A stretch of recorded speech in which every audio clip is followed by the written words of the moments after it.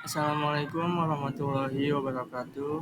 Perkenalkan, nama saya Diar Setiawaksan dengan NIM 8572329094. Di sini saya ingin menjelaskan mengenai modul 1 sampai modul 3 mata kuliah keterampilan berbahasa Indonesia di SD. Modul 1, Hakikat Keterampilan Berbahasa. Pengertian keterampilan berbahasa. Kedua belah pihak yang terlibat dalam komunikasi tersebut harus sama-sama memiliki keterampilan, yaitu si pengirim harus memiliki keterampilan memilih lambang-lambang, bunyi atau tulisan guna menyampaikan pesan, dan si penerima harus terampil memberi makna terhadap lambang-lambang, bunyi atau tulisan yang berisi pesan yang disampaikan si pengirim pesan.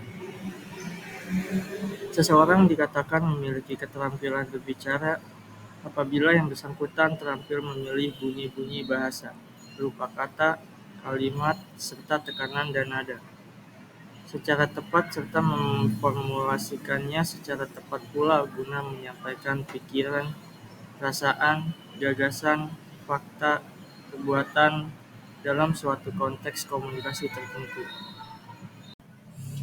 Manfaat keterampilan berbahasa. Apabila kita memiliki kemampuan berbahasa, maka kita dapat mengungkapkan isi pikiran, kita dapat mengekspresikan suatu perasaan, kita dapat menyatakan kehendak, atau melaporkan fakta-fakta yang kita amati. Di sisi lain, kita dapat memahami pikiran, perasaan, gagasan, dan fakta yang disampaikan orang lain terhadap kita. Aspek-aspek keterampilan berbahasa. Yang pertama itu ada mendengarkan atau menyimak. Mendengarkan adalah keterampilan memahami bahasa lisan yang bersifat reseptif. Yang dimaksud dengan keterampilan mendengarkan di sini bukan berarti hanya sekedar mendengarkan bunyi-bunyi bahasa melalui alat pendengarannya, melainkan sekaligus memahami maksudnya. Oleh karena itu, istilah mendengarkan sering diidentikan dengan menyimak. Istilah mendengarkan atau menyimak berbeda dari istilah mendengar. Meskipun sama-sama menggunakan alat pendengaran, mendengarkan berbeda dengan mendengar. Pada kegiatan mendengar, tidak tercakup unsur kesengajaan, konsentrasi, atau bahkan pemahaman. Sementara pada kegiatan mendengarkan, terdapat unsur-unsur kesengajaan dilakukan dengan penuh perhatian dan konsentrasi untuk memperoleh pemahaman yang memadai. Yang kedua, berbicara. Dalam keterampilan berbicara dikenal 3 jenis situasi berbicara, yaitu interaktif, semi-interaktif, dan non-interaktif. Situasi berbicara interaktif misalnya terjadi pada percakapan secara tatap muka dan berbicara melalui telepon.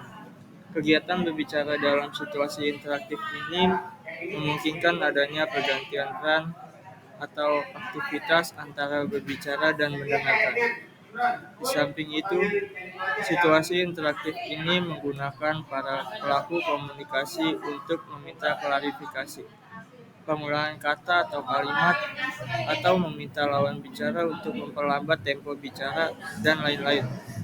Kegiatan berbicara dalam situasi interaktif ini dilakukan secara tatap muka langsung, bersifat dua arah, atau bahkan multi arah. Yang ketiga, membaca. Keterampilan membaca tergolong keterampilan yang bersifat aktif-reseptif. Aktivitas membaca dapat dikembangkan secara tersendiri, terpisah dari keterampilan mendengarkan dan berbicara. Namun, pada masyarakat yang memiliki tradisi literasi yang telah berkembang, seringkali keterampilan membaca dikembangkan secara terintegrasi dengan keterampilan menyimak dan berbicara. Yang terakhir, menulis. Keterampilan menulis merupakan keterampilan yang bersifat aktif produktif. Keterampilan ini dipandang menduduki hierarki yang paling rumit dan kompleks di antara jenis-jenis keterampilan berbahasa lainnya. Mengapa?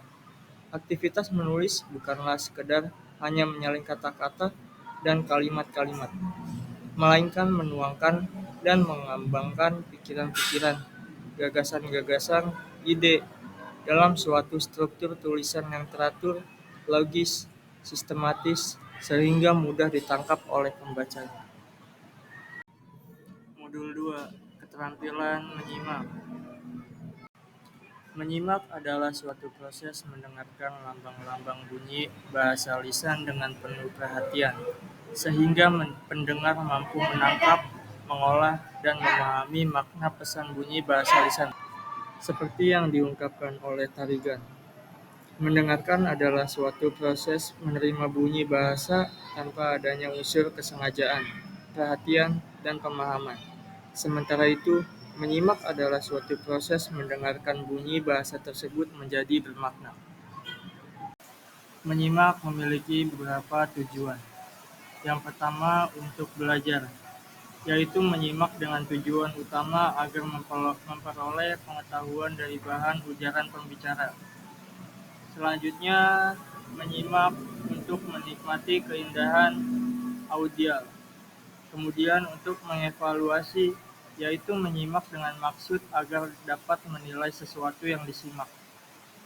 Selanjutnya, untuk mengapresiasi, yaitu menyimak agar dapat menikmati serta menghargai sesuatu yang disimaknya. Selanjutnya, untuk mengomunikasikan ide-ide, gagasan-gagasan, atau perasaan-perasaan kepada orang lain dengan lancar dan tepat. Kemudian, untuk memecahkan masalah secara kreatif dan analisis. Dan yang terakhir, secara persuasif, yaitu menyimak untuk meyakinkan diri sendiri terhadap suatu masalah atau pendapat selama ini yang dia ragukan. Menyimak memiliki dua jenis. Yang pertama, menyimak ekstensif, yaitu sejenis kegiatan menyimak mengenai hal-hal yang lebih umum dan lebih bebas terhadap suatu ujaran. Tidak perlu dibawa bimbingan langsung dari seorang guru. Pada umumnya, menyimak ekstensif dapat dipergunakan bagi dua tujuan yang berbeda. Contohnya adalah menyimak yang dilakukan dalam kehidupan sehari-hari, seperti menyimak radio, televisi, percakapan orang di pasar, dan menyimak pengumuman. Yang kedua, menyimak intensif, yaitu kegiatan menyimak yang harus dilakukan dengan sungguh-sungguh dan penuh konsentrasi agar dapat menangkap makna yang dikehendaki. Menyimak intensif diakhiri dengan kegiatan mengungkapkan kembali sesuatu yang dipahami secara lisan maupun tulis. Ciri-ciri menyimak intensif. Menyimak intensif adalah menyimak pemahaman. Pemahaman ialah suatu aspek pikiran tentang suatu objek. Pemahaman merupakan hasil dari proses memahami terhadap suatu bahan simakan. Kedua, menyimak intensif memerlukan konsentrasi tinggi. Konsentrasi ialah memusatkan semua perhatian, baik pikiran, perasaan, ingatan, dan sebagainya kepada suatu objek. Dalam menyimak intensif diperlukan pemusatan pikiran terhadap bahan yang disimak. Selanjutnya, menyimak intensif ialah memahami bahasa formal. Bahasa formal ialah bahasa yang digunakan dalam situasi formal atau resmi. Misalnya ceramah, diskusi, temu ilmiah, dan sebagainya. Yang terakhir, menyimak intensif diakhiri dengan reproduksi bahan simakan. Reproduksi ialah kegiatan mengungkapkan kembali sesuatu yang telah dipahami.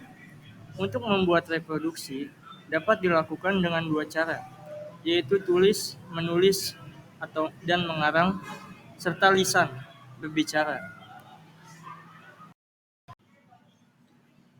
Dalam menyimak ada berbagai tahap-tahapnya. Yang pertama itu mendengarkan.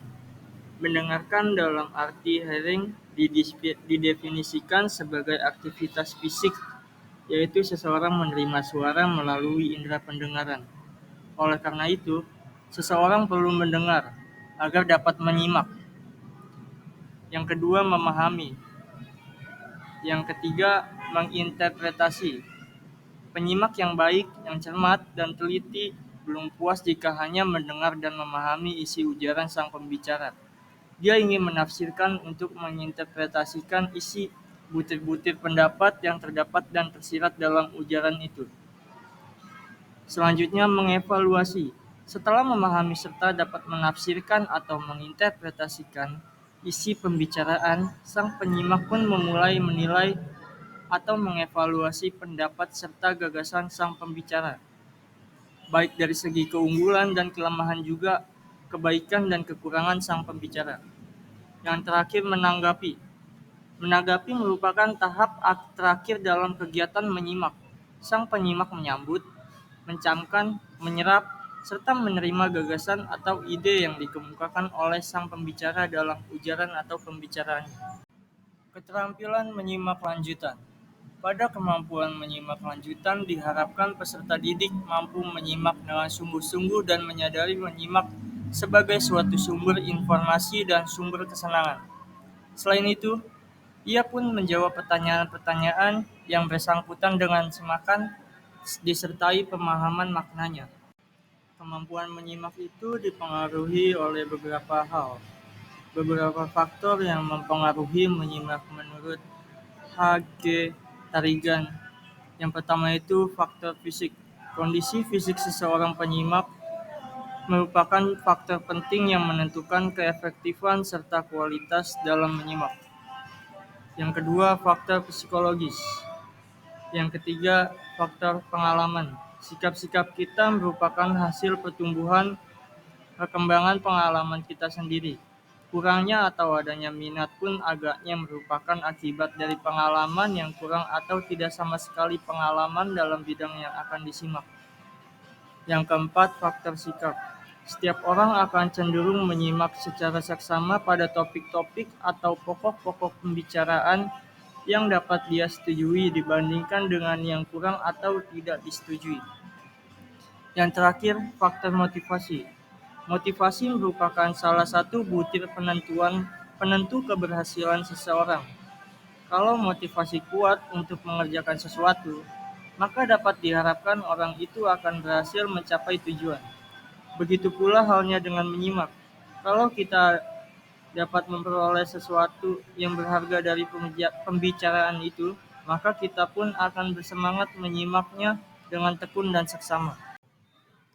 Modul 3, keterampilan berbicara.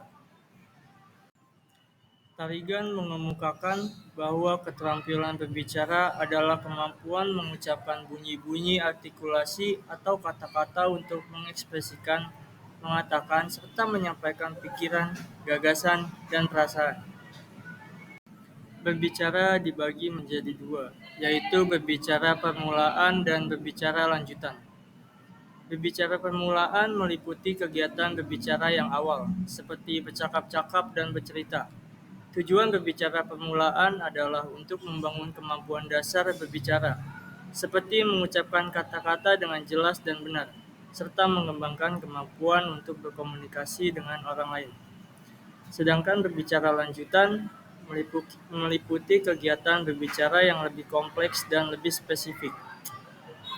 Tujuan berbicara lanjutan adalah untuk meningkatkan kemampuan berbicara yang lebih tinggi, seperti mengembangkan gagasan, menganalisis informasi, dan berkomunikasi dengan orang lain dalam situasi yang lebih formal dan kompleks. Tujuan berbicara, yaitu diantaranya pertama, untuk menghibur. Berbicara untuk menghibur berarti pembicara menarik perhatian pendengar dengan berbagai cara, seperti humor, spontanitas, menggairahkan, kisah-kisah jenaka, petualangan, dan sebagainya untuk menimbulkan suasana gembira pada pendengarnya. Yang kedua, menginformasikan. Berbicara untuk tujuan menginformasikan, untuk melaporkan, dilaksanakan bila seseorang ingin menjelaskan suatu proses, menguraikan, menafsirkan, atau menginterpretasikan sesuatu hal, memberi, menyebarkan atau menanamkan pengetahuan, serta menjelaskan kaitan. Selanjutnya, menstimulasi. Berbicara untuk menstimulasi pendengar jauh lebih kompleks dari tujuan berbicara lainnya. Sebab, berbicara itu harus pintar merayu. mempengaruhi, atau meyakinkan pendengarnya. Ini dapat tercapai jika pembicaranya benar-benar mengetahui kemauan, minat, inspirasi, kebutuhan, dan cita-cita pendengarnya. Yang terakhir, menggerakkan. Dalam berbicara, untuk menggerakkan diperlukan pembicara yang berwibawa, panutan atau tokoh idola masyarakat.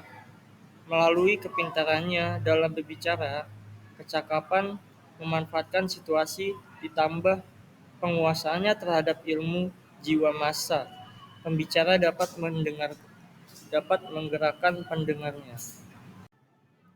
Berbicara memiliki fungsi untuk yang pertama mengungkapkan pikiran, perasaan, dan informasi. Yang kedua untuk menggambarkan sesuatu. Yang ketiga menjelaskan prosedur secara sistematis.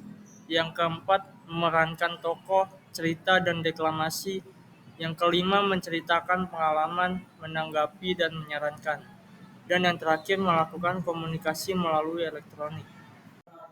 Jenis-jenis berbicara permulaan. Yang pertama, berbicara berdasarkan tujuan. Yang kedua, berbicara berdasarkan situasinya. Yang ketiga, berbicara berdasarkan cara penyampaiannya. Yang keempat, berbicara berdasarkan jumlah pendengarnya. Yang kelima, berbicara berdasarkan peristiwa khusus. Jenis-jenis berbicara lanjutan. Yang pertama, bermusyawarah.